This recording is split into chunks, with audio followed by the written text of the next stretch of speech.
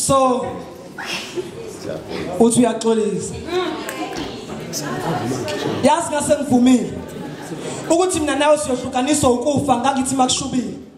Ngawe ngingafa nokufa ngase ngifungile ukuthi mina nawe sinyamana. Bengikubiza ngethambo lamathambo ami.